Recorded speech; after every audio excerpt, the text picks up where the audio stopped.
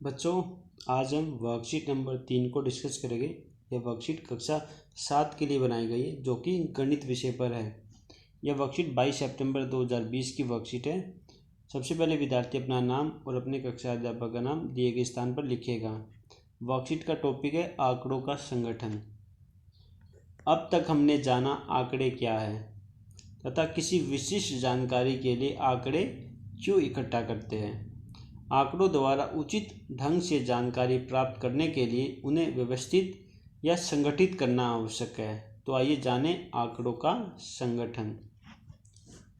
तो बच्चों, आंकड़े क्या है ये तो हमने जान लिया। अब आंकड़ों के संगठन को जानेंगे। कक्षा 7 की अध्यापिका जानना चाहती थी कि उनकी कक्षा के कितने विद्यार्थी व्हाट्सएप ग्रुप पर कार्यपत्रक हल करके भेज रहे हैं। इसके लिए उन्होंने सप्ताह के हर दिन कार्यपत्रक भेजने वाले विद्यार्थियों की संख्या इस प्रकार लिखी। तो बच्चों, उन्होंने लिखा कि सप्ताह में प्रत्येक दिन कितने कार्यपत्रक बच्चे भेजते हैं। तो देखिए, एक दिन 33 है, फिर 35, 46, 29, 46, 32 और 38। फिर यह जानने के लिए कि किस दिन कितने विद्यार्थी ने कार्यपत्रक पूरा किया और कुछ इस प्रकार इस तरह आंकड़ों को संगठित किया। जैसे सोमवार को 33 बच्चों ने वर्कशीट भेजी, मंगलवार को 35 बच्चों ने, बुधवार को 46 ने, वीरवार को 29 ने, शुक्र को 46 ने, शनिवार को 32 ने और रविवार को 38 बच्चों ने वर्कशीट भेजी। अध्यापिका को पूरे सप्ताह में प्राप्त होने वाले औसत कार्यपत्रों की संख्या को विभाग को भेजना था, या कि उसको इनका औसत निकाल के विभाग को भेजना था। अतः औसत जानने के लिए अध्यापिका ने पूरे सप्ताह के कार्यपत्रक को जोड़ा व 7 हिस्सों में बांटा। इस औसत आंकड़े को हम माध्य कहते हैं। तो अध्यापिका ने क्या किया कि इन सभी को जोड़ के 7 से भाग दे दिया। तो क्या आ गया, ये औसत आ गया। तो इस औसत के आंकड़े को हम कहते हैं माध्य है। तो माध्य कैसे निकलता है? सभी संख्याओं को जोड़कर और कुल संख्याओं से भाग दे देते हैं। तो यहाँ लिखा हुआ आता माध्य बराबर आंकड़ों का योग भाग में आंकड़ों की संख्या। तो ये क्या बन गया? फॉर्मूला बन गया।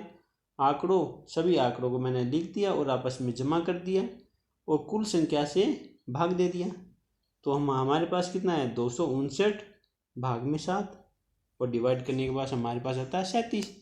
तो हमारा माध्य कितना निकल का है बच्चों? 37। अब अगर अध्यापिका यह जानना चाहती है कि वह अगले सप्ताह के लिए अधिक से अधिक कितनी फोटोकॉपी कराए कि लगभग सभी विद्यार्थियों को कार्यपत्रक मिल सके, तो वह होगा 46, क्योंकि सबसे अधिक बार आने वाला आंकड़ा 46 है और यह बहुलक कहलाता है। देखिए बच्चों, बहुलक में क्या होता है? जो संख्या सबसे ज़्यादा रिपीट होती है उसको बहुलक कहते हैं। तो इसलिए हमारा बहुलक संख्या में कितना? 46, क्योंकि ये 2 बार आया है। आगे देखिए, यह जानना हो कि कौन से 3 दिन 35 से कम और कौन से 3 दिन 35 से अधिक विद्यार्थियों ने कार्यपत्रक लौटाए। तो उसके लिए आंकड़ों को बढ़ते या घटते क्रम में लिखते हैं तथा जो आंकड़ा बीच में आता है उसे माध्यक कहते हैं। यदि आंकड़ों की संख्या सम हो तो बीच के दोनों आंकड़ों का औसत माध्यक कहलाता है। तो माध्यक क्या होता है? जो बीच की संख्या होती है। मान लो 7 संख्या है, 3 इधर 3 इधर, तो बीच में एक संख्या बच गई, वो माध्यक है। ऐसे अगर 8 संख्या है, 4 इधर 4 इधर, तो बीच में तो कुछ नहीं है, तो हम क्या करें? एक संख्या यहाँ से लेंगे, एक संख्या यहाँ से लेंगे, ठीक है ना। उन दोनों को जोड़ देंगे और भाग दे देंगे 2 से। देखिए यहाँ पे लिखा हुआ है, यदि आंकड़ों की संख्या सम हो तो बीच के दोनों आंकड़ों का औसत माध्य कहलाता है। तो क्या आ जाएगा? माध्यक। ठीक है बच्चों, चलिए अभ्यास करते हैं। अब बच्चों अभ्यास करते हैं। पहला क्वेश्चन क्या है? बताइए कि निम्नलिखित कथन सत्य है या असत्य है। पहला क्वेश्चन है, बहुलक आंकड़ों में से सदैव एक संख्या होता है। बहुलक जो आंकड़े होते हैं उसमें सदैव एक संख्या होता है? नहीं। बहुलक क्या होता है बच्चों? जो सबसे ज़्यादा बार रिपीट होता है उसको बहुलक कहते हैं। तो ये हमारा असत्य है। फिर है, माध्य दिए गए आंकड़ों में से एक संख्या होता है। बिल्कुल ठीक है। देखिए माध्य क्या होता है, माध्य होता है दिए गए आंकड़ों में से एक संख्या, नहीं संख्या दूसरी भी आ सकती है। तो ये भी क्या है, असत्य, दोनों असत्य हो गए। माध्यक आंकड़ों में से सदैव एक संख्या होती है। जी बिल्कुल, जैसे बीच वाली संख्या को हम माध्यक कहते हैं। ये सही भी हो सकता है और गलत भी हो सकता है, क्योंकि मान लो 10 है, 5 इधर 5 इधर, और इन दोनों में से एक इसमें 2 से अगर भाग करते हैं तो वही संख्या आएगी। तो बच्चों ये ठीक है, माध्यक आंकड़ों में सदैव एक संख्या होती है, ये ठीक है। ऊपर के दोनों गलत है, यानी तीसरा असत्य है और बाकी पहला दूसरा असत्य है, तीसरा सत्य है। अब देखिए क्वेश्चन संख्या 2 देखते हैं। कक्षा के एक मूल्यांकन में प्राप्त निम्नलिखित अंकों को एक सारणीबद्ध रूप से संगठित कीजिए। बच्चों ये एक संख्या दे रखी है, इनको संगठित करना है। हमें बताना फिर इन आंकड़ों का परिसर क्या है, फिर बताना कि इसका माध्यक, भूगोलक और माध्य क्या है। ठीक है, तो मैंने ये यहाँ पर सभी दूसरे आंसर यहाँ लिख दिए। तो सबसे पहले क्या था, आंकड़ों का परिसर। बच्चों आंकड़ों का परिसर, परिसर का मतलब क्या होता है, यानी बड़ी संख्या में से छोटी संख्या को अगर घटाते हैं, बड़ी में से छोटी को घटाते हैं,